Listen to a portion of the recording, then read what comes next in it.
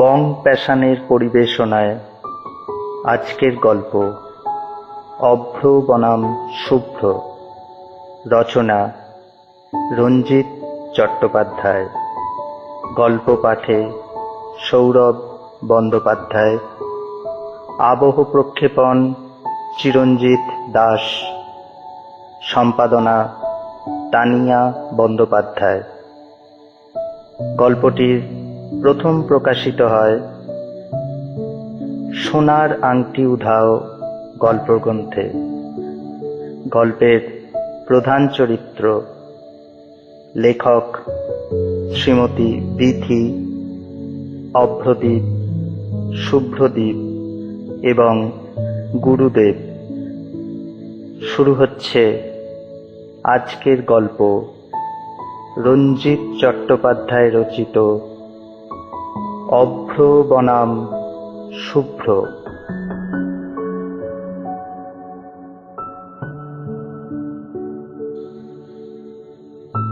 শুনেই মেজাজটা সপ্তমে চড়ে গেল। আবার সেই রসগোল্লা, এবং বলা বাহুল্য এ রসগোল্লা কাচের স্বচ্ছ চিনির রসে ভাসা ছানার মণ্ড নয়।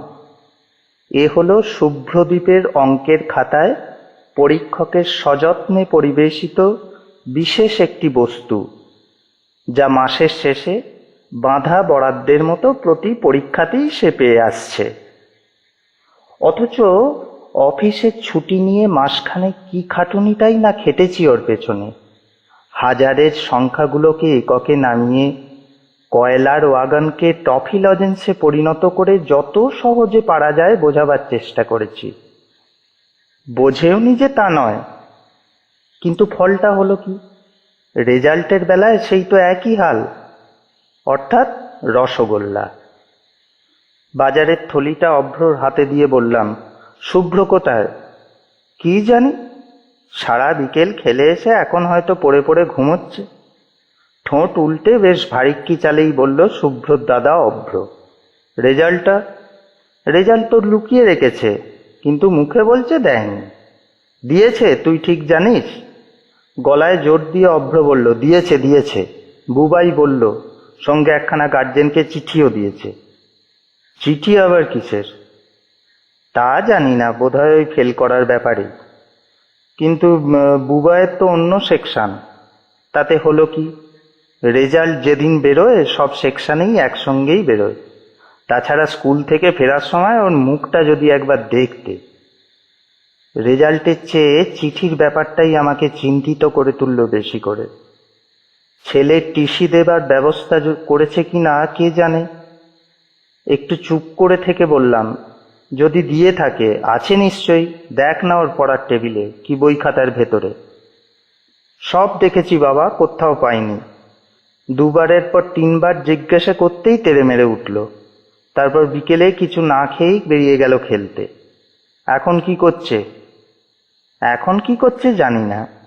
আচ্ছা তুই যা, আমি নিচে থেকে একটা কাজ ছেড়ে ওপরে যাচ্ছি, মাকে গিয়ে বলগে। আমার কথা কেড়ে নিয়ে অভ্র বলল, তুমি তো এত দেরি করে ফেরো না।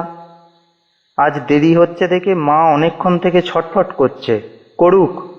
মনের ঝাঁঝটা যেন সত্যই বেরিয়ে এলো আমার মুখ থেকে। মাকে গিয়ে বলগে আমার চাটা এখানে দিয়ে যেতে। আমার একটা জরুরি কাজ আছে। অফিসের ফাইল বাড়ি নিয়ে আসতে হয়েছে। তোমার ভাইয়ের জন্য যে কদিন অফিস কামাই করেছি সব কাজ তো জড়ো হয়েছিল এতদিন, শেষ করতে হবে না? এখন ওপরে উঠলে আর কাজ হবে না। গুরুদেব কি করছেন? উনি এখন আহ্নিক করতে বসেছেন, আর মা নারকেল কুটছে গুরুদেবের জল খাবারের জন্য। মা তো উঠতে পারবে না যতক্ষণ না জল খাবারের আয়োজন শেষ হয়। এই এক গোদের ওপর বিষ ফোঁড়া হয়েছে আমার। আজ 7 দিন 5 হলো মেয়েদের ভাষায় যাকে বলে 7 পুরুষের নাও খোলা। অভ্রর মামার বাড়ির তরফের সেই কে এক গুরুদেব এসে হাজির হয়েছেন আমাদের বাড়িতে। বাপের বাড়িতে গিয়ে কবে নাকি অভ্রর মা কথায় কথায় একবার দীক্ষা নেবার ইচ্ছা প্রকাশ করেছিল। লতায় পাতায় সে খবর একদিন পৌঁছে গেল গুরুদেবের কানে, আর মানুষের এই ইচ্ছে অপূর্ণ রাখাকে পাপ জ্ঞান করে স্বয়ং তিনি এসে হাজির হয়েছেন অন্ধজনে আলো দিতে। এদিকে আমি যে ক্রমে কোন অন্ধকারের অতলবাসী হতে চলেছি তার খোঁজ রাখবার কেউ নেই। শেষ চেষ্টা হিসাবে কুলগুরুর কথাটা একবার তুলেছিলাম। তার বিনা অনুমতিতে যে আর কারো কাছে দীক্ষা নিতে নেই সে কথাটাও জানিয়েছি অনেকবার, কিন্তু তাতে বাগবিতণ্ডাই হয়েছে, কাজ কিছু হয়নি। ঈশ্বরের নির্দেশ আছে বলেই নাকি অত দূর থেকে বুড়ো মানুষটা নিজে থেকে ছুটে এসেছেন এতটা পথ। অগত্যা সেটাকেই বেদবাক্য মনে করে চুপ করে যাওয়া ছাড়া আমার আর কোনো পথই রইল না। সর্বসাকুল্যে 2.5খানা ঘর নিয়ে আমার বাস। এখন সেই 2.5খানা ঘরের 1খানা ছেড়ে দিতে হয়েছে গুরুদেবকে। চিরকাল ভালো মন্দ খাওয়ার শরীর গুরুদেবের। আমার এখানে এসে যদি শরীরের চামড়া তাঁর আঁচড় পরিমাণও কুঁচকে যায়, তাহলে সে লজ্জা ঢাকতে অভ্রর মাকে হয়তো আত্মঘাতী হতে হবে। তাই ভোরবেলা ছেলেদের জন্য আনি মাদার ডেয়ারির প্যাকেট, আর 1.5 মাইল পথ ভেঙে গুরুদেবের জন্য আনি চোখের সামনে দোহানো গরুর দুধ 5 পো। ক্ষীর হবে, ছানা হবে, কদিনের জন্য এটুকু কষ্ট তো করতেই হবে। হাজার হলেও অভ্রর মামার বাড়ির তরফের গুরুদেব, বিশেষ করে তিনি যখন নিজে থেকে অনুগ্রহ করে এসেছেন পায়ের ধুলো দিতে, অনেক পুণ্যি করলে নাকি ভাগ্যে এমনটা মেলে। বাজারের থলিটা অভ্র নিয়ে যাবার প্রায় সঙ্গে সঙ্গে ওপর থেকে দ্রুত পায়ে নেমে এলো অভ্রর মা। আমার ঠোঁট নড়ার আগেই হন্তদন্ত হয়ে বলে উঠল, কই খেজুর আনোনি তো? আর অফিসে বেরোবার মুখে অত করে বলে দিলাম সামান্য কিছু কিশমিশ আর পেস্তা বাদাম আনতে। গুরুদেব নিজের মুখে একটু পায়েস খেতে চেয়েছেন, তাও ভুলে গেছো? তোমার কি হয়েছে বলো তো? মাথায় তখন আমার শুভ্র ছাড়া আর কিছুই ছিল না। তাই অভ্রর মায়ের প্রশ্নের জবাবের ধার না দিয়ে বললাম, শুভ্র রেজাল্ট কি করেছে শুনেছ? ও শুনে আর আমি কি করব? অভ্রর মায়ের গলায় যেন একটু ঝাঁঝ দেখা দিল। তোমার ছেলে, তুমি বোঝোগে যাও। তোমাকে যেগুলো বলবো তা তো আর শুনবে না। ঠাকুরদেবদার ওপর একটু বিশ্বাস রাখবেন, না তো ছেলের ভালো হবে কি করে? গুরুদেব নিজে বললেন ওর গ্রহ খারাপ চলছে, যাগযজ্ঞ করে একটা সরস্বতী কবচ করিয়ে দেবেন। যৎ সামান্য 1.25 টাকার মতন খরচা। তা শুনেই তোমার মুখ ভার। যাকগে, যা ভালো বোঝো করো। এখন আমি যাই। গুরুদেবের হয়তো আহ্নিক সারা হয়ে গেছে, ওকে জল খাবারটা দিয়েই তোমার চাটা করে আনছি। ততক্ষণ তুমি এক কাজ করো দেখিনি, বাজার থেকে একটু পেস্তা বাদাম এনে দাও। দেখো যেন পোকা ধরা কি পচা না হয়, একটু ভালো দোকান থেকে নিও। অভ্রর মায়ের কথাগুলো আমার সারা শরীরে যেন জল বিছুটি মাখিয়ে দিল, কিন্তু উপায় নেই কিছু বলার। হাইপার টেনশনের রোগী আমি, সুতরাং বাদ প্রতিবাদ যত এড়ানো যায় ততই মঙ্গল। আমার পক্ষে বলাটা অবশ্য ভুল, অভ্র শুভ্রর পক্ষে। ওরা যে এখনো নাবালক। তাই হুকুম তামিল করতে সঙ্গে সঙ্গে বেরিয়ে পড়লাম বটে, কিন্তু মনটা আমার খুবই বিচলিত, বিক্ষিপ্ত। একে তো বাড়ি ঢোকার সঙ্গে সঙ্গে অভ্র যা শোনালো তাতেই মনটা উত্তেজিত, তার ওপর ওদের মায়ের কথাগুলো যেন আমার সমস্ত মনটাকে দিল বিষিয়ে। প্রাইভেট টিউটার রাখার তিক্ত অভিজ্ঞতা আমার 5-6 হয়ে গেছে। স্কুলের পড়াশোনার ওপরও ভরসা আমি তিলমাত্রও করি না। যতদিন বুঝিনি মায়ের তত্ত্বাবধানে রেখেও দিয়েছি, কিন্তু কিছুতেই কিছু হয়নি। কিন্তু এখন আমার বেলাতেও তো সেই একই ফল, গোল্লা রসগোল্লার ছড়াছড়ি। ভালো পড়াই বলে এতদিন যে অহংকার মনের মধ্যে গোপনে লালন করে চলেছিলাম, অভ্রর কাছ থেকে খবরটা শোনা মাত্র তার মুহূর্তে যেন চূর্ণ হয়ে গেল। মাথার মধ্যে হাজার রকম চিন্তার কাটাকুটি নিয়ে বাড়ি ফিরতেই অভ্রর মায়ের গলা শোনা গেল, ওই যা দেখেছ কি কাণ্ড! বাজারে গেলে আর ফলটল কিছু আনতে বললাম না। কাল দুপুরে যে গুরুদেবের কিছু খাওয়া হবে না। যাকগে, কাল অফিস যাবার আগে একবার 10 মিনিটের জন্য বেরিয়ে একটু ফল পাকুড় এনে দিও, কেমন? কটা দিন বই তো নয়, সামনের পূর্ণিমায় দীক্ষা দিয়েই উনি চলে যাবেন। সামনের পূর্ণিমা? সে তো অনেক দেরি। আজ তো সবে কৃষ্ণপক্ষের সপ্তমী। যথাসম্ভব নিজেকে ঠান্ডা রাখার চেষ্টায় অফিসের ফাইলটা টেনে নিলাম কোলের কাছে। ভুলেই গেলাম অফিস থেকে ফিরে এখনো চা পাইনি। কিন্তু কাজেও মন বসাতে পারলাম না কিছুতেই। শুভ্রর ভবিষ্যৎ ছবিটা যেন তাড়া করে ফিরতে লাগলো ক্রমাগত। স্কুল থেকে টিসি দিলে করবোটা কি? পরপর 2 বছর ফেল করলে স্কুলে রাখবে না, আর অন্য স্কুলে নিয়ে গেলে তো প্রথমেই কমপক্ষে 3 ক্লাস নামিয়ে দেবে। অগত্যা ফাইল বন্ধ করে চুপচাপ বসে রইলাম কতক্ষণ। এক সময় আবার এক ছুটে ওপর থেকে নেমে এলো অভ্র। হাঁপাতে হাঁপাতে বলল, শুভ্র মটকা মেরে শুয়ে আছে বাবা, কিছুতেই উঠছে না। ডাকলাম অত করে, বললাম বাবা ডাকছে, ওঠ, উঠছে না। দাঁত মুখ খিঁচিয়ে যেন তেড়ে আসতে চায়। কোথায় শুয়ে আছে? কোথায়? গুরুদেবের বিছানায়। গুরুদেবের বিছানায়? বলিস কি? অবাক হয়ে বলি, হ্যাঁ বাবা, গুরুদেবের বিছানায়। ও, তাহলে তো ব্যাপারটা বোঝাই যাচ্ছে। রেজাল্ট দিয়েছে ঠিকই, কিন্তু পাছে আমি বকি বা মারি সেই ভয়ে একেবারে স্রেফ গুরুদেবের বিছানায় গিয়ে আশ্রয় নিয়েছে। জানে তো আর যাই করি না কেন গুরুদেবের সামনে কিছু বলবো না, বা বলতেও পারবো না। বললেও গুরুদেব বাঁচাবেন, অথচ গুরুদেবকেও 2 চক্ষে দেখতে পারে না। গুরুদেবের পাতের প্রসাদী মিষ্টি ও প্রথম দিনেই রেগে মেগে ছুঁড়ে ফেলে দিয়েছিল কলতলায়।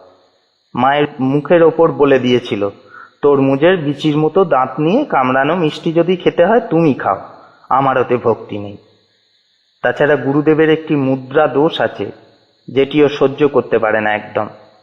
রুমাল সাইজের কাগজ একখানা ছুঁচের মতো সরু করে পাকিয়ে নাকের ফুটোয় ঢুকিয়ে হাঁচা। এটি গুরুদেব একরকম যখন তখনই করেন বলতে গেলে। তাই গুরুদেবের হাতে কাগজ দেখলেই ও তাঁর ত্রিসীমানা থেকে সরে পড়ে।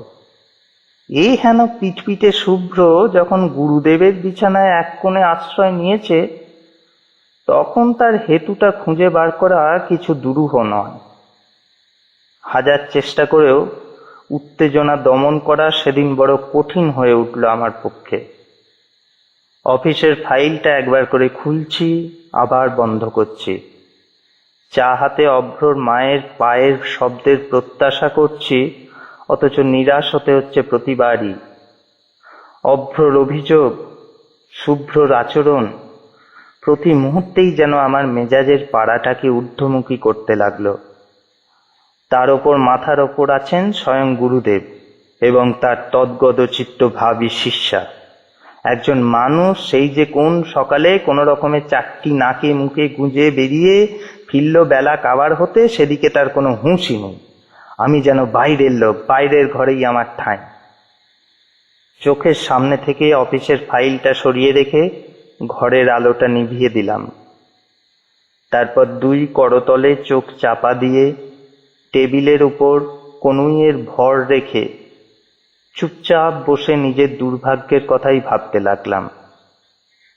তাহলে কি অভ্রর মায়ের কথাই ঠিক? সত্যিই কি কোনো গ্রহদোষ ঘটেছে শুভ্রর? নাকি ওটা আমারই হয়েছে? শুনেছি শনি বক্রী থাকলে কোনো কাজেই সফল হওয়া যায় না, কিংবা লগ্নের চতুর্থে রাহুর অবস্থান ঘটেনি তো? তবে কেন এত পারিবারিক অশান্তি? অতগুলো টাকা খরচ করে কলকাতায় নিয়ে গিয়ে আইকিউ টেস্ট করালাম। সাইকিয়াট্রিস্ট তো কোনো গন্ডগোল পেলেনই না। উপরন্তু ওর ইন্টেলিজেন্সের প্রখরতা নিয়ে যে সার্টিফিকেট দিলেন, তাতে ওর অভিভাবক হিসাবে গর্বে আমার বুক ফুলে ওঠারই কথা। ভবিষ্যতে ছেলে নাকি বিদ্যাসাগর কি স্যার আশুতোষ ঘোষের কেউ একজন হলেও হতে পারে। অথচ কার্যক্ষেত্রে সেই ছেলে কিনা একেবারে ঠিক তার উল্টোটি। যখন ছোট ছিল বুঝতো না কিছুই, লাল কালির ঢেড়া দেয়া পরীক্ষার রিপোর্ট কার্ডখানা হাসতে হাসতে হাতে তুলে দিত, দিয়েও হাসতে থাকতো। 9 আর 90 দুটো সংখ্যাই ওর কাছে তখন সমান মূল্যের। কিন্তু এখন তো সে বয়স আর নেই। ক্লাস 7-এর ছেলের এই ছেলে মানুষিটা এখন আর কোনো মতেই বরদাস্ত করা চলে না। ফেল করার লজ্জাতেই হোক আর বকুনি খাওয়ার ভয়েই হোক, রেজাল্টখানা সে লুকিয়ে রেখেছে সন্দেহ নেই। সবার যদি দিয়ে থাকে ওরই বা দেবে না কেন? মাইনে তো ডিসেম্বর পর্যন্ত ক্লিয়ার, সেশন ফি ইত্যাদিও বাকি কিছু নেই যে রেজাল্ট আটকে দেবে। তাহলে আবার ঘরে ঢুকলো অভ্র, এবং সেই একই কথা। ভানুর কাছে গেছিলাম বাবা, শুভ্র সেকশনেই পড়ে, রেজাল্ট ওদের দিয়ে দিয়েছে। অভ্রর কথায় কোনো সাড়া দিলাম না। কি আছে সাড়া দেবার? বুঝতেই যখন পারা যাচ্ছে, তখন এক কথা 100 বার বলার দরকারটা কি? তাতে উত্তেজনাটাই বাড়বে, ফল হবে না কিছুই। অভ্রর বয়স অল্প, ভাইয়ের এই মিথ্যাচারণটা বিশেষ করে তার বাবার কাছে সহ্য করতে পারছে না মোটেই। কিংবা এমনও হতে পারে দাদাগিরি ফলাবার এই সুযোগটা সে হাতছাড়া করতে চায় না, তাই বারবার সে ছুটে ছুটে যাচ্ছে, একবার এর বাড়ি একবার ওর বাড়ি। যতক্ষণ না আসল সত্যটাকে সে বার করতে পারে, তা সে আমাকে উত্তেজিত করে ভাইকে মার বকুনি খাইয়েই হোক কিংবা অন্য কোনো ভাবেই হোক, নিশ্চিন্ত হতে পারছে না সে কিছুতেই। আমার কাছ থেকেই কোনো সাড়া না পেয়ে প্রসঙ্গ পরিবর্তন করলো অব্দ। বলল, তুমি চা জল খাবার খেয়েছো বাবা? মা দেয়নি এখনো? তা চলো না, ওপরে গিয়েই বসবে।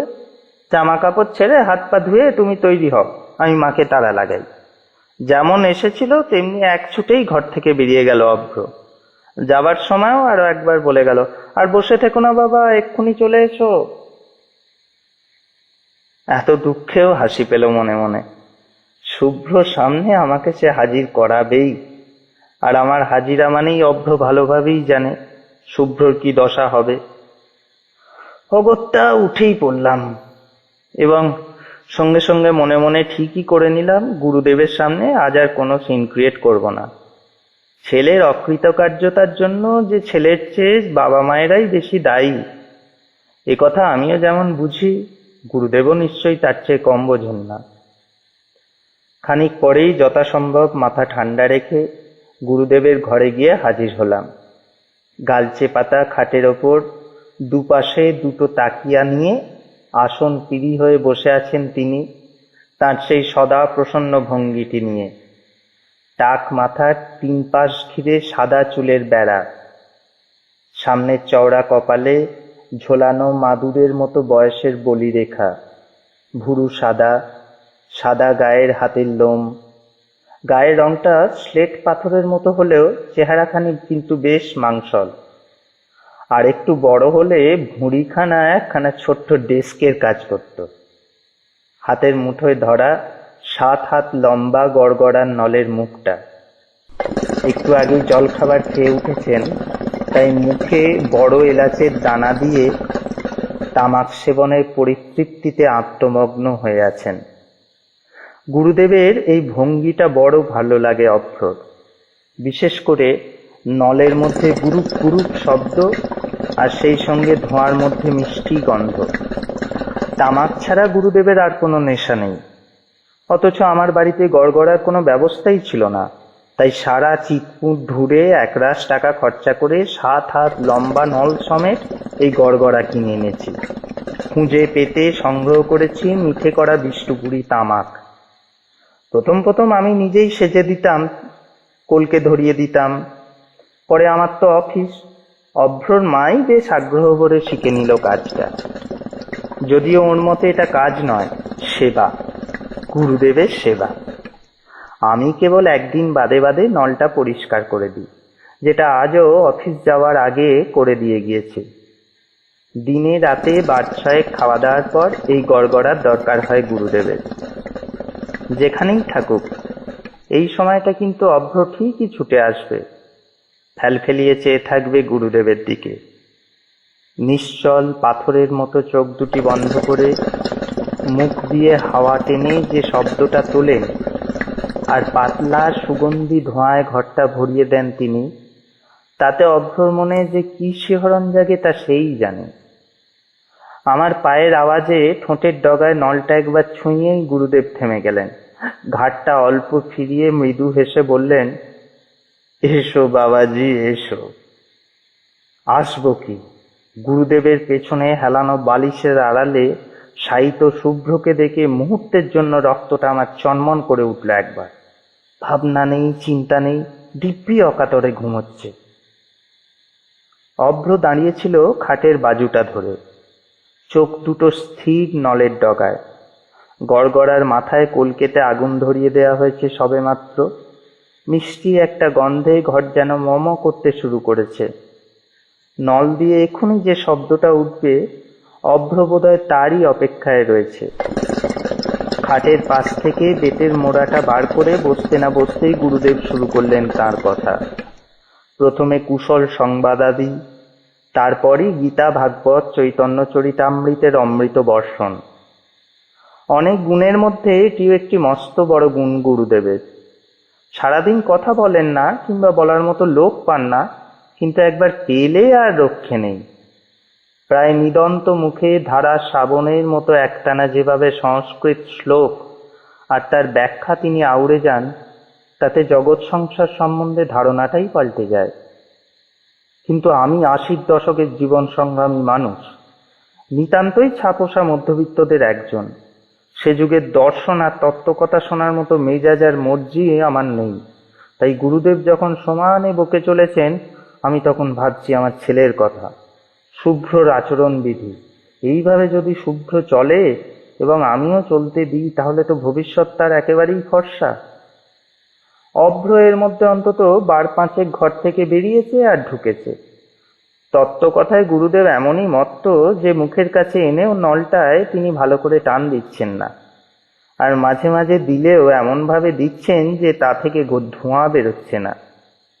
নিঃশব্দ গড়গড়া দেখতে কিংবা নির্ধূম মুখের বাণী শুনতে সে বোধহয় নিতান্তই নারাজ। তাই একবার করে আসে, তাকায় নলের দিকে কিংবা কলকের দিকে, আবার বেরিয়ে যায় ঘর থেকে।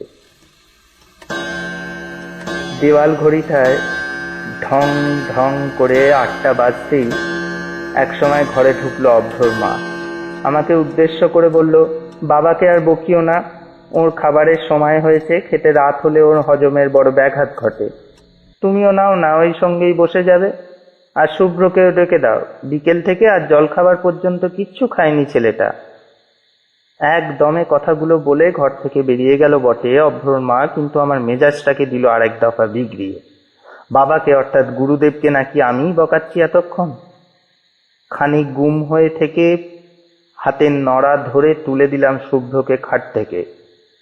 চোখ পিটপিট করে একবার আমার দিকে তাকালো সে, তারপর ভয়ে যেন সিঁচিয়ে গিয়ে পায়ে পায়ে আমার চোখের আড়াল হয়ে গেল। বড় ঘরখানায় আমাদের সব্বাইয়ের ঠাঁই করা হয়েছিল, গুরুদেবেরটা একটু তফাতে।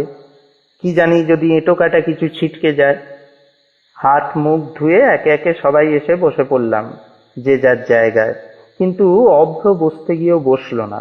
বলল, আমি একটু পরে খাবো মা, আমার ঠিক খিদে পাইনি এখনো। সে কি রে, এই তো বললি বড্ড খিদে পেয়েছে, খেতে দাও। মায়ের কথার জবাবে অভ্র আবার বলল, না একটু পরে খাবো। বুঝি না বাপু তোদের মন মেজাজ, এই বললি খিদে পেয়েছে খেতে দাও, পরেই আবার বলছিস খিদে নেই পরে খাবো। যাকে যা ইচ্ছা তাই কর। একে একে খাবারগুলো ধরে দিল অভ্রর মা। গুরুদেবের সঙ্গে আজ আর আমাদের খাবারের তফাৎ নেই কোনো। লুচি, বেগুন ভাজা, ফুলকপির তরকারি, খেজুরের চাটনি আর শেষ পাতে 1 বাটি করে পায়েস। গেরস্থ যে অবস্থাই হোক, গুরুদেবকে কিন্তু খাইয়ে আনন্দ আছে। এই বয়সেও বলা উচিত নয়, তা বেশ খান। 30 লুচি, সেই পরিমাণ ভাজাভুজি, তরকারি এবং বড় 1 জামবাটি পায়েস। খেতে বসে কথা বলেন না গুরুদেব, শুধু জিভ আর তালু দিয়ে বিচিত্র একটা শব্দ করেন মাত্র, এবং তাইতেই বোঝা যায় উনি যা কিছু খান বেশ আয়েশ করেই খান। অভ্র কিন্তু এই চাকুম চুকুম শব্দটা বরদাস্ত করতে পারে না মোটেই। শুভ্রর একটু স্বভাব আছে এই রকম চাকুম চুকুম করে খাওয়া, যে কারণে শুভ্রর পাশে পর্যন্ত বসতে চায় না ও। কে জানে আজ এক যাত্রায় পৃথক ফল করার পেছনে অভ্রর এই কারণটাই মুখ্য কিনা। পায়েসের বাটিটা শেষ করতে কয়েকটা মাত্র চুমুক লাগলো গুরুদেবের। তারপর মিষ্টির রেকাবি পাতে রেখে রাজভোগ 4টে গোটা গোটাই মুখে পুরে দিলেন তিনি। চোখ বুজে সেগুলো গলাধ্যকরণ করে জল খাবার পর একটা পরিতৃপ্তির উদ্গার তুলে বললেন, তোমরা যদি এরকম পাখির আহার করো বাবাজি, বাঁচবে কদিন। খাবে খাবে, পেট পুড়ে খাবে, তাতে শরীর সুস্থ থাকবে, পরমায়ু বাড়বে, না খেলে খাটবে কিসের জোরে? ঠোঁটের পাশে হাসির ভান করে চুপ করে রইলাম বটে, কিন্তু মনে মনে যা বললাম তা মুখে না প্রকাশ করাই বোধহয় ভালো। যাই হোক, গুরুদেবের কিন্তু খড়কে কাঠির কোনো প্রয়োজন হয় না খাওয়ার শেষে। দাঁতের শাড়ি তার সাবেকি ভারীর ভাঙার লোহার রেলিংয়ের মতোই ফাঁকা ফাঁকা। 8-10 আচমন করার পর তিনি গিয়ে ঢুকলেন তার ঘরে। তামাক আগে থেকেই সেজে রেখেছে অভ্রর মা। ঘরে ফিরে পাথরের রেকাবি থেকে 2-4 দানা বড় এলাচ তুলে নিয়ে মুখে ফেললেন গুরুদেব। তারপর সেই চির পরিচিত ভঙ্গিতে আসন পিঁড়ি হয়ে খাটের ওপর বসে গড়গড়ার নলটা হাতে তুলে নিলেন। বলা বাহুল্য, শব্দ এবং গন্ধের লোভে আগে থেকেই খাটের বাজুর কাছে চুপচাপ দাঁড়িয়েছিল অভ্র। নলের মধ্যে দিয়ে হাওয়া টানার বুরুক বুরুক শব্দটা কানে আসতেই মুখটা তার মৃদু হাসিতে যেন প্রসন্ন হয়ে উঠল। এক দৃষ্টে সে চেয়েছিল সোনালি জড়ি জড়ানো নলটার দিকে।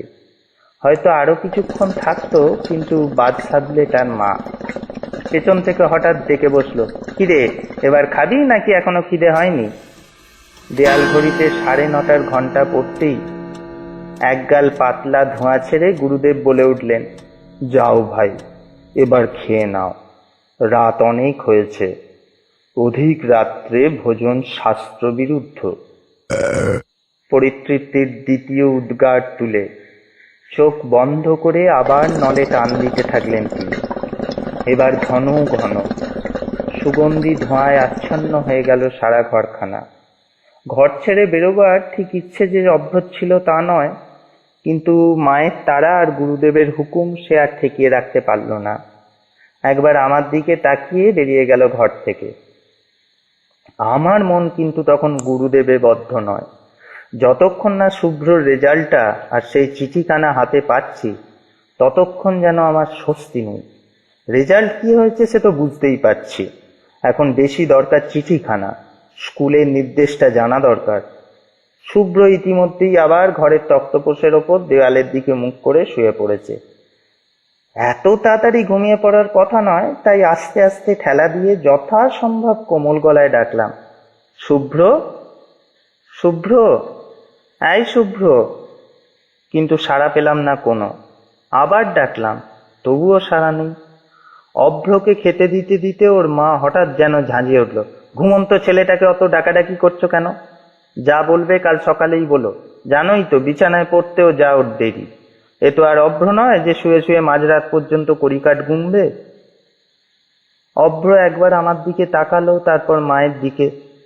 আমার মানসিক অবস্থাটা বোধহয় ওখানে বুঝতে পারছে। গুম হয়ে থাকা ছাড়া উপায় ছিল না, রইলামও তাই। অভ্রর খাওয়া শেষ হলো, পাশের ঘরের মশারি খাটিয়ে গুরুদেবের শোবার ব্যবস্থা হলো। এই ঘরে ইঁটো পেরে 1 দফা বিছানা পাতা হলো মেঝে, আর 1 দফা তক্তপোষে। মশারি খাটিয়ে মাথার কাছে তাকের ওপর জলের গেলাস রেখে দরজার সামনে গুরুদেবের প্রসাদী পাতে যখন খেতে বসলো অভ্রর মা, ঘড়িতে তখন রাত প্রায় 11টা। তার মানে শুভ্রর ঘুমের মাঝ প্রহর। কবছর আগে হলে এই টেনশনকে আমি গ্রাহ্যই করতাম না, কিন্তু এখন বাধ্য হয়েই করতে হয়। তাই একটার বদলে 2টো ঘুমের বড়ি সেদিন খেতে হলো। মেঝের মশারির ভেতর অভ্র তখন মাঝরাত পর্যন্ত কড়িকাঠ গোনার কথা ওর মা যাই বলুক না কেন নাক ডাকতে শুরু করে দিয়েছে। বিকেল থেকে এ বাড়ি ও বাড়ি ওপর নিচ করার ধকল তো কম যায়নি। ওর পাশে আমার বালিশ, আমিও মশারির ভেতর ঢুকে পড়লাম আস্তে আস্তে। কিন্তু আলো না নি বলে ঘুম আসে কি করে? অভ্রর মায়ের খাওয়া শেষ হলো বটে, কিন্তু কাজ মিটল না। তক্তপোষের ধারে পিঁড়ে বসানো তোরঙ্গটার তলায় হাত গলিয়ে কি যেন খোঁজাখুঁজি করতে লাগলো। অনেকক্ষণ ধরে লক্ষ্য করলাম, তারপর একসময় আপনা থেকেই মুখ থেকে আমার বিরক্তির ভাষাটা বেরিয়ে এলো, কি ব্যাপার, কি এখনো কি খুটখাট করছো বলো তো? রাত যে অনেক হলো, আলোটা নিভাবে না? খাওয়া দাওয়ার পর নিচু হয়ে অন্ধকার পিঁড়ের তলাটা হাতড়াতে হাতড়াতে হাঁপিয়ে উঠেছিল অভ্রর মা। বলল, আলো কি আর সাত করে জ্বালিয়ে রেখেছি? তোরঙ্গের পাশে আলতা শিশি পেলাম, তো তুলিটা পাচ্ছি না। সারা দিনের পর কোথায় একটু আলতা ছোঁয়াবো পায়ে, তা তোমার ছেলেদের জ্বালায় কি হবার জো আছে? তোমার ছেলেদের কথাটা ঠেস থাকলেও গলাটাকে শান্ত রেখেই বললাম, আলতার তুলি নিয়ে ছেলেরা কি করবে? কি করবে আবার? হাঁপাতে হাঁপাতে উঠে দাঁড়ালো অভ্রর মা। ছবিতে রং বোলাবে? ছবি রং করার জন্য যে অতগুলো তুলি কিনে দিয়েছিলে, সব কটা ঘুচিয়ে পুড়িয়ে শেষে আমার আলতার তুলিটাকে নিয়ে টানাটানি। কি অকাল কুৎসাণ্ড দুটোই না আমার কপালে জুটেছে। বুঝলাম মেজাজ চড়তে শুরু করে দিয়েছে অভ্রর মায়ের। তাই শান্ত গলাকে আরো শান্ত করে বললাম, এই তো আঙুলের সাইজের একটা তার অন্ধকারে কোথায় চাপা পড়ে গিয়েছে, কাল দিনের আলোয় খুঁজো, পেয়ে যাবে খন। রাত অনেক হয়েছে, এখন শুয়ে পড়ো। শুয়ে পড়বো কি? বাবা বলেছেন স্বামীর কল্যাণের জন্য একটু হলেও প্রতিদিন আলতা ছোঁয়াতে হয় পায়ে। তা সারাদিন সময় পাইনি, আজ ভাবলাম কোথায়। বাধা দিয়ে বললাম, সে ছোঁয়াতে হয় কোড়ে আঙুল দিয়ে, না হয় একটু ছুঁয়ে দাও। বাবার নজর ভীষণ, দেখতে পেলে কাল ভোরে উঠেই হয়তো আবার বকাঝকা শুরু করে দেবেন। মুখ দিয়ে আরেকটু হলে বেরিয়ে যাচ্ছিল, ধুত্তর নিকুচি করেছে তোমার বাবার। কিন্তু অনেক কষ্টে সামলে নিলাম নিজেকে। বললাম, বাবা কিছু বললে আমি সামলাবো খন, এখন শুয়ে পড়ো তো। রাত করে শুচ্ছ, যদি উঠতে দেরি হয় বাবার সেবা ত্রুটি হয়ে যাবে। উনি তো আবার সেই ব্রাহ্ম মুহূর্তে উঠে স্নান আহ্নিক সারেন। বাবার সেবা ত্রুটি হয়ে যাবে কথাটা মোক্ষম অস্ত্রের কাজ করলো সঙ্গে সঙ্গে। তা তুমি যখন বলছো তাই করি বলে দেয়ালে ঝোলানো ক্যালেন্ডারের ঠাকুরের ছবির দিকে একবার তাকিয়ে আলোটা নিভিয়ে তক্তপোষের বিছানায় গিয়ে ঢুকলো অভ্রর মা। হয়তো সারাদিনের খাটাখাটুনির পর ঘুমিয়েও পড়লো সঙ্গে সঙ্গে। মিথ্যে বলবো না, এজন্য ঈর্ষা যে মাঝে মাঝে আমার একটু না জাগে তা নয়। এরা বেশ আছে, বিছানায় পড়ে আর ঘুমোয়, আর আমি বিনিদ্র হয়ে রাস্তার মোড়ের রকের আড্ডার আওয়াজ শুনি, কুকুরের ঘেউ ঘেউ কিংবা রিস্কার ঠুংঠাং। রাত নিশুতি হলে বহুদূর থেকে ভেসে আসা ট্রেন চলার আওয়াজও কানে আসে কখনো সখনো। সারা বাড়ি নিশ্চুপ, ইঁদুর ছুঁচোর কিচিরমিচির, বেড়ালে বেড়ালে ঝগড়া, মশারির ভেতরে কিংবা বাইরে মশার ভন ভন, ছোট বড় সব রকম আওয়াজের সঙ্গেই যেন আমি পরিচিত। দুটো বড়ি খাওয়ার ফলেই সেদিন বোধহয় তন্দ্রাটা আমার একটু আগে ভাগেই এসে গেল। ওয়ার পরানো পাতলা কম্বলটা কান পর্যন্ত চাপা দিয়ে পাঁচ বালিশটা কাছে টেনে নিয়ে আয়েস করে চোখ দুটো বুজেছি সবে, হঠাৎ দরজা খোলার আওয়াজে চমকে উঠলাম। কে রে? বলে উঠতেই শুভ্রর গলা পেলাম, বাথরুমে যাব। অভ্র কি শুভ্র, দুজনের কারোরই আলোর দরকার হয় না রাত্রে বাইরে বেরোতে হলে। ছেলেবেলা থেকে এ সাহসটুকু ওদের দুজনেরই আছে। দরজাটা আধ ভেজানো রেখে শুভ্র দিব্যি বেরিয়ে গেল বাইরে। ঘরে ফিরে না আসা পর্যন্ত তন্দ্রার ঘোরটা একটুক্ষণের জন্য আমাকে কিন্তু ঠেকিয়ে রাখতে হলো। হাজার হলেও ছেলে মানুষ, কোনো কারণে ভয় পেতে কতক্ষণ। অবশ্য গুরুদেবের ঘরের দরজা খোলা আছে, থাকেও সারা রাত, জানলা দুটোও সেই সঙ্গে বন্ধ। ঘরে উনি শোন না কখনো। তাছাড়া একটা জিরো পাওয়ারের আলোও জ্বলে। রাত্রে উঠবার দরকার হলে নতুন জায়গায় একটু অসুবিধে হতে পারে, হাজার হলেও বুড়ো মানুষ তো। কিন্তু শুভ্রর এত দেরি হচ্ছে কেন? অনেকক্ষণ তো হয়ে গেল। তবে কি ওদের স্কুলের ভাষায় যাকে বলে ছোট টিফিন, তা নয় তো? তাহলেও একবার দেখতে হয়। আর কিছু না হোক ঘুম চোখে অন্ধকারে কোথাও পড়ে যেতেও তো পারে, নিদেন পক্ষে ঠোক্কর খাওয়া দু একটা। আরো মিনিট দুয়েক অপেক্ষা করে সবে উঠতে যাচ্ছি, এমন সময় হঠাৎ একটা জোরালো আলোর ঝলকানিতে চোখ দুটো যেন আমার ঝলসে গেল। এক মুহূর্ত মাত্র, তারপরই তাকিয়ে দেখি দোরের সামনে দাঁড়িয়ে শুভ্র। আলোটা একটা টর্চের, আর সেটা ফোকাস করা শুভ্রর মুখের ওপর। ফোকাস যে করছে সে আর কেউ নয়, স্বয়ং অভ্র, আমারই পাশ থেকে শুয়ে শুয়েই। এবং সেই সঙ্গে অভ্রর গলা। কিরে, একেবারে নিরাশ হয়ে ফিরে এলি তো? শুভ্র যেন হঠাৎ কেমন থতিয়ে গেছে মনে হলো, এবং বলা বাহুল্য সঙ্গে সঙ্গে আমিও চমকে উঠে বললাম, কি হলো? তুই ঘুমোসনি এখনো অভ্র? আমার কথার জবাব পাবার আগেই শুভ্র চোরের মতো আমতা আমতা গলা শুনতে পেলাম। ভালো হবে না দাদা, বলে দিচ্ছি, চোখের ওপর থেকে আলোটা সরা আগে। ধর্মর করে বিছানা ছেড়ে উঠে পড়ল অভ্র। হাতের জ্বলন্ত টর্চের জোরালো আলোটা সার্কাস পার্টির আকাশ ফোঁড়া হেডলাইটের মতন সারা ঘরখানা একবার ঘুরে এলো। তারপরে সুইচ টিপে ইলেকট্রিকের আলোটা জ্বালাবার সঙ্গে সঙ্গেই টর্চটা নিভিয়ে দিল সে। আমার তো চোখের পলক পড়া পর্যন্ত বন্ধ হয়ে গেছে তখন। কি ব্যাপার কিছুই বুঝতে পারছি না। অভ্র কি সত্যিই ঘুমোচ্ছিল এতক্ষণ, নাকি নাক ডাকিয়ে ঘুমের ভান করে জেগেই ছিল? কিন্তু কেন? শুভ্র বাইরে থেকে আসার সঙ্গে সঙ্গে টর্চের আলোটাই বা ওর মুখে ফেললো কেন সে? আর হঠাৎ নিরাশ হওয়ার কথাটাই বা বলল কেন? কিসে নিরাশ হলো শুভ্র? কথাটা জিজ্ঞেস করবার জন্য মশারির এক পাশটা তুলে বেরোতে যাচ্ছি, এমন সময় শুভ্র থুতনি ধরে একটু নেড়ে দিয়ে অভ্র মুখে একটা চুকচুক শব্দ করে বলে উঠল, আহা হা, বড্ড হতাশ হলি না? থুতনি থেকে দাদার হাতটা এক ঝটকায় সরিয়ে দিয়ে নিতান্ত ছেলে মানুষের রাগ দেখিয়ে শুভ্র বলল, তুই তো একটা বাটপার, চোরের ওপর বাটপারি করছিস তুই। হতাশ, চোর, বাটপার, মাঝরাতে পাগলের মতো এসব কি বলা বলি করছে এরা? কিছুই তো বুঝতে পারছি না। ওদিকে অভ্রর মায়েরও তখন ঘুম ভেঙে গেছে। কাঁচা ঘুমে ব্যাঘাত হওয়ার ফলেই বোধহয় সে ক্ষিপ্ত হয়ে উঠল। চোখ বড় বড় করে বলে উঠল, কি ব্যাপার কি? রাত দুপুরে তোরা কি শুরু করেছিস? কোদল করতে হয় যা রাস্তায় গিয়ে করবে। সারাদিন হাড় ভাঙা খাটুনির পর একটু নিশ্চিন্তে ঘুমোবো, তারও জো নেই। মাঝরাতে ঘুম থেকে উঠেও খুনসুটি। এই অভ্র, হলোটা কি? অভ্র নির্বিকার গলায় বলল, কি হয়েছে তোমার ছোট ছেলেকে জিজ্ঞাসা করো না।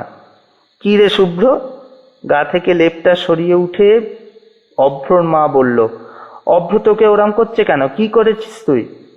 শুভ্র কোনো জবাব দেওয়ার আগেই অভ্র হাসতে হাসতে বলে উঠল, চুরি করতে গিয়ে ধরা পড়ে গেছে তোমার ছোট ছেলে, আদরের দুলাল। তার মানে? গলায় আমার বিস্ময় যেন আর বাগ মানল না। চুরি করতে গিয়ে ধরা পড়ে গেছে মানে? কি বলছিস তুই? হ্যাঁ বাবা, ঠিকই বলছি, অভ্র মাতব্বরের মতো বলল। স্কুল থেকে পরীক্ষার রেজাল্টখানা এনে ও লুকিয়ে রেখেছিল। মাঝরাতে উঠে সবার অলক্ষ্যে সেটাই ও বার করে আনতে গেছিল। তার মানে রেজাল্টখানা পাওয়া গেছে? কোথায় সেটা? আমার কথার জবাবে হাতের ইঙ্গিতে আমাকে ব্যস্ত হতে বারণ করে অভ্র বলল, সেটা আমার কাছেই আছে, দিচ্ছি এক্ষুনি, একটু সবুর কর। রেখেছিল কোথায়? সবিস্ময়ে আবার প্রশ্ন করি। রেখেছিল? তার শুভ্রর মাথায় বুদ্ধি আছে বলতে হবে। রেখেছিল এমন একটা জায়গায় যেখানে রাখার কথা সহজে কেউ চিন্তাও করতে পারবে না। তার মানে? বিস্ময় যেন চেপে রাখতে পারছিলাম না আমি। কোথায়? গড়গড়ার নলের ভেতর। গড়গড়ার নলের ভেতর? সে কি রে, ঢোকালো কি করে? বলছি বলছি, সব বলছি। ভারিক্কি চালে অভ্র বলে উঠল, স্কুল থেকে যে ও রেজাল্টখানা পেয়েছে সে খবর তো আমি আগেই পেয়ে গিয়েছিলাম। বিকেলে খেলে টেলে ফিরে আসার সময় পর্যন্ত ওটা ওর কাছেই ছিল। তারপর সন্ধ্যের সময় গুরুদেব যখন আহ্নিক করতে বসেন, সেই সময় খাটের আড়াল থেকে আস্তে আস্তে ও গড়গড়ার নলের মুখটা খুলে ফেলে। নলের মুখটা যে খোলা যায় সেটাও সেদিন জানতো, যেদিন তুমি ওটা কিনে এনে পরিষ্কার করেছিলে। আমার সঙ্গে দাঁড়িয়ে দাঁড়িয়ে সেদিন ওটাও লক্ষ্য করেছিল। তারপর আজ সন্ধ্যাবেলায় গুরুদেব নাকে সুড়সুড়ি দেবার জন্য যেরকম বাঁ হাতের তেলোর ওপর ডান হাতের তেলোর ওগড়ে সরু করে কাগজ পাকান, সেইভাবে রেজাল্টটা চিঠিখানা পাকিয়ে সুরুত করে নলের মধ্যে ঢুকিয়ে দিল। তারপর নলের মুখটা লাগিয়ে দিয়েই ঘুমের ভান করে পড়ে রইল গুরুদেবের খাটে। আমি প্রথমে ওর পড়ার জায়গায় বই খাতার মধ্যে তন্ন তন্ন করে খুঁজে দেখলাম, কিন্তু যখন দেখলাম রাখেনি, তখন সমস্ত ঘরখানা বলতে গেলে একরকম চষে ফেললাম। না, কোথাও পেলাম না। তাহলে কোথায় রাখতে পারে? হঠাৎ আমার মাথায় একটা প্রশ্ন জাগলো, ও আজ গুরুদেবের খাটে কেন শুয়ে? ও তো গুরুদেবের ত্রিসীমানায় ঘেঁষে না। তাহলে তাহলে নিশ্চয়ই এর পেছনে কোনো কারণ আছে। সেই কারণটা খুঁজতে গিয়েই মনে হলো, আচ্ছা এমনও তো হতে পারে গুরুদেবের ঘরেই কোথাও রেখেছে ওখানে। খাটের ওপর শুয়ে থাকলে পাহারাকে পাহারাও দেয়া হবে, আবার বাবার বকুনি থেকে বাঁচাও যাবে। গুরুদেবের সামনে তো বাবা আর কিছু বলতে পারবেন না। শুভ্রর দিকে ফিরল অভ্র। কিরে, ঠিক বলছি কি না? শুভ্র কোনো জবাব দিল না, মুখটা নিচু করে রইল। কিন্তু তুই বুঝলি কি করে যে ওটাও অন্য কোথাও রাখেনি, গড়গড়ার নলের মধ্যেই রেখেছে? প্রথমটায় বুঝতে পারিনি, ভেবেছিলাম হয়তো গুরুদেবের খাটের তোষকের তলায় টলায় কোথাও রেখেছে। আমি ঠিকই করে নিয়েছিলাম যে রাত্রিবেলা গুরুদেব যখন খেতে বসবেন এ ঘরে, সেই ফাঁকে টুক করে ওর ঘরে গিয়ে চারদিকটা একবার চিরুনির তল্লাশি চালিয়ে নেব। গুরুদেবের ঘরে তুমি যখন ঢুকলে তার আগেই ওখানে আমি দাঁড়িয়ে দাঁড়িয়ে লক্ষ্য করছিলাম তোষকের তলা ছাড়া আর কোথাও রাখা সম্ভব কিনা। ছোট্ট একখানা কাগজ, যেখানে হোক তো রাখা যায়। কিন্তু হঠাৎ নজরে পড়ল যে গুরুদেবের গড়গড়ার নলে টান দিচ্ছেন, অথচ ধোঁয়া বেরোচ্ছে না। তখনই আমার সন্দেহটা কেমন মাথা চাড়া দিয়ে উঠল। অনেকক্ষণ ধরে লক্ষ্য করলাম ব্যাপারটা। মুখের কাছে নলটা নিয়ে গিয়ে যতবারই টানছেন তেমন হাওয়া আসছে না ভেতর থেকে, ফলে নল থেকে কোনো শব্দও তেমন বেরোচ্ছে না।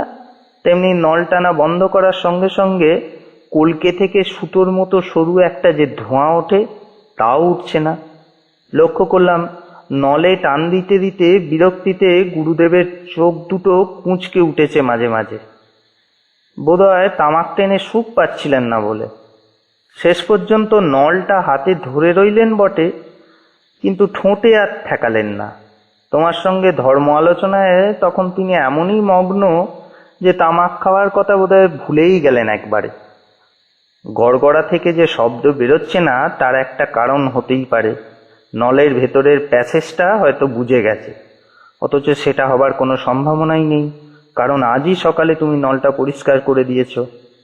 একবার থামলো অভ্র, বোধহয় দম নিল, তারপর ফের বলল, বড্ড খিদে পেয়েছে বলে মাকে তাড়া লাগালাম যাতে মা তোমাদের খাওয়ার আয়োজন করে এ ঘরে। সেই সুযোগে আমিও ওই ঘরে ঢুকে গড়গড়াটা একবার চট করে দেখে নেব। নিলামও তাই, এবং যেটা খুঁজছিলাম পেয়েও গেলাম তাই। খেতে চেয়ে খেতে না বসার কারণটা হলো এই। সপ্রশংসর দৃষ্টিতে ওর দিকে তাকিয়ে সকৌতূহলের চেষ্টা জিজ্ঞাসা করলাম, কিন্তু শুভ্র যে মাঝরাতে ঘুম থেকে উঠে আবার ওই কাগজখানা বার করার জন্য ও ঘরে যাবে এটা তুই অনুমান করলি কি করে? এমন কিছু কঠিন নয়। শুভ্র জানতো যদি সন্ধান করি তাহলে প্রথমেই আমি ওর পড়ার জায়গায় করব, পরে অন্য জায়গায়। তাই প্রথমটায় ও কাগজখানা অন্য জায়গায় রাখলো। পরেও জানতো একবার পরের জায়গা হাটকানো হয়ে গেলে দ্বিতীয়বার আর সেখানটা দেখবো না। তাই অন্য জায়গায় সার্চ করার আগেই আবার পড়ার জায়গায় সরিয়ে ফেলবে কাগজখানা। তাই খেয়ে দিয়ে বিছানায় গিয়ে ও শুলো ঠিকই, কিন্তু সে ঘুমের ভান করে পড়ে রইল। মনে মনে ও ঠিকই করে রেখেছিল সবাই যখন ঘুমিয়ে পড়বে সেই সময় ও আস্তে আস্তে উঠে গিয়ে গড়গড়ার নল থেকে বার করে আনবে। গুরুদেবের ঘরের দরজা তো সারা রাত খোলাই থাকে, সেই সঙ্গে একটা টিমটিমে আলোও জ্বলে। আর আমিও সেটা অনুমান করে, যা কখনো করি না, সেই নাক ডেকে গাঢ় ঘুমের ভান করে রইলাম বিছানায়, মাথার বালিশের পাশে টর্চটা রেখে। আমি ঠিকই করে রেখেছিলাম গুরুদেবের ঘর থেকে নিরাশ হয়ে ফিরলেই ওকে ধরব। শুভ্রর দিকে ফিরল অভ্র। হ্যাঁ রে শুভ্র, আমার আন্দাজ ঠিক হয়েছে তো? শুভ্র তখন মুচকি মুচকি হাসতে শুরু করেছে। কৌতূহল চেপে রাখতে না পেরে বললাম, কিন্তু নলের ভিতর সরু করে পাকিয়ে ঢুকিয়ে রাখা কাগজখানা তুই বার করলি কি করে? ও তো একবারে এঁটে বসে যাবার কথা। তা ঠিক, বিজ্ঞের মতো অভ্র বলল, এঁটেই বসে গেছিল ওটা। অনেক ধৈর্য করে, অনেক কসরত করে তবেই বার করতে পেরেছি। একটু আগে মা রাগারাগি করছিল না আলটা তুলি নিয়ে, সেই তুলির তারটা দিয়েই তো কাজটা করতে হলো। নইলে ওই সরু ফাঁক দিয়ে ঢোকানো যায় যত সহজে, বার করা কি তত সহজ? রেজাল্টখানা কোথায়? গলার শটটাকে খাদে নামিয়ে অভ্র বলল, বার করছি, কিন্তু কাগজ দুখানার যা অবস্থা হয়েছে নলের মধ্যে রেখে, দেখো লেখাগুলো পড়তে পারো কিনা। মশারির ধার ঘেঁষে ঘেঁষে মাথার দিকে টেবিলটার কাছে এগিয়ে গেল অভ্র। টেবিল ক্লথের একটা কোণ তুলে বার করলো বহু দিনের পুরনো ঠিকুজির মতো দেখতে ময়লা দুখানা কাগজ। হাতে নিয়ে আলোর কাছে মেলে ধরে পড়তে গিয়েই কিন্তু আমার চোখ ছানা বড়া হবার জোগাড়। আনন্দে উত্তেজনায় সারা শরীরটা আমার কেমন যেন শিরশির করতে লাগলো। প্রতিটি সাবজেক্টেই বলতে গেলে হায়েস্ট মার্ক, অঙ্কেতে একেবারে পুরো নম্বর, 100-র মধ্যে 100। অভ্রর দিকে ফিরে কথা বলতে গিয়ে গলাটা আমার কেঁপে উঠল বোধহয়। কিন্তু কিন্তু তুই যে বললি ও অঙ্ক, ইংরেজি, বিজ্ঞান টিজ্ঞান অনেক সাবজেক্টেই গোল্লা পেয়েছে। ভানু তো আমাকে সেই কথাই বলল। নরম গলায় আমতা আমতা করে অভ্র বলল। ভানু কি জানতো না কিছুই? ও তো ওর সেকশনেই পড়ে। অভ্রর হয়ে এবার জবাব দিল শুভ্র। দুষ্টু হাসি হেসে বলল, ভুবাই আর ভানুকে তো আমি শিখিয়ে রেখেছিলাম।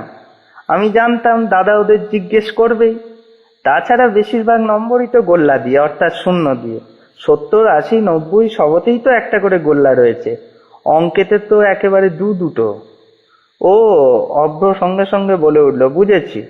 পাছে কথা বলতে বলতে আসল কথা বেরিয়ে পড়ে, সেই জন্য ভানু নিচে না নেমে দোতলার জানলা থেকেই আমার কথার জবাব দিয়েছিল। রাস্তা থেকে ঘাড় উঁচু করে চেঁচিয়ে আমিও সব কথা জিজ্ঞাসা করতে পারিনি, পাছে পাড়া শুদ্ধ জানাজানি হয়ে যায়। কিন্তু এই গোপনীয়তার দরকারটা কি ছিল শুভ্র? শুভ্রর বদলে অভ্রই জবাব দিল, আর কিছুই নয়, তোমাকে, আমাকে, মাকে, সবাইকে একেবারে চমকে দেবে। না, এটা কিন্তু দাদা ঠিক বলতে পারল না। ঠোঁট উল্টে শুভ্র বলল, তাহলে? দাদাকে সে পরীক্ষা করবার জন্য। কিছুদিন হলো দাদার ভীষণ অহংকার হয়েছে দেখছি। যখন তখন সবাই ওর বুদ্ধির তারিফ করে, তো তাই ভাবলাম দেখি আমার সঙ্গেও পারে কিনা। তা কি দেখলি শেষ পর্যন্ত? অভ্রর কথায় যেন এবার একটু কৃত্রিম শ্লেষ ঝরে পড়ল। দেখলাম তোর বুদ্ধির ঘট শূন্য না হলেও একেবারে পূর্ণ নয়। পূর্ণ হলে তুই ভানুদের বাড়িতে দোতলায় উঠে সব জিজ্ঞাসা করে আসতে পারতিস। তুই তো যাতায়াত করিসই ও বাড়িতে। হেরে যাওয়ার লজ্জায় অভ্রর মুখটা পলকের জন্য একবার লাল হয়ে উঠল। শুভ্র অবশ্য সেদিকে কোনো খেয়ালই করলো না, বলে চলল, আমার মনে হয় বৃহস্পতিটা তোর খুব খারাপ যাচ্ছে, তাই মাঝে মাঝে এরকম বুদ্ধিভ্রংশ ঘটছে। মাকে বল, গুরুদেবকে বলে যদি এর কোনো বিহিত করা যায়। কৃত্রিম রাগ দেখিয়ে অভ্র বলল, সেটা আমার চেয়ে তোর দরকার বেশি। তুই আজ এমন একটা কাজ করলি যা শেষ রক্ষা করতে পারলি না, ধরা পড়ে গেলি। কোন গ্রহের দোষে এটা হয় আর তার প্রতিকারের কোনো পথ আছে কিনা কাল গুরুদেবকে আমি নিজেই তা জিজ্ঞেস করবো খন। বিছানায় বসে ছেলেদের কথাগুলো এতক্ষণ শুনছিল অভ্রর মা। অভ্রর কথা শেষ হতেই রেগে গিয়ে বলে উঠল, সবটাতে গুরুদেবকে কেন টানছিস রে হতভাগা? তোরা যদি ওর পায়ের নখের যোগ্য হতিস তো বলতে যেতিস। ফের যদি অমন কথা মুখে আনিস তো দেয়ালে মুখ রগড়ে দেব। মায়ের দিকে আঙুল দেখিয়ে শুভ্র সকৌতুক গম্ভীর গলায় ফিসফিসিয়ে বলল, কেস খুব খারাপ, চটপট শুয়ে পড় দাদা। বাবা, তুমিও শুয়ে পড়ো, চিঠিখানা কাল পড়বে খন। খারাপ কিছু নেই, তোমাকে একবার দেখা করতে বলেছেন আমাদের হেডমাস্টার মশাই। এতক্ষণ শুনলেন রঞ্জিত চট্টোপাধ্যায় রচিত গল্প অভ্র বনাম শুভ্র। নমস্কার।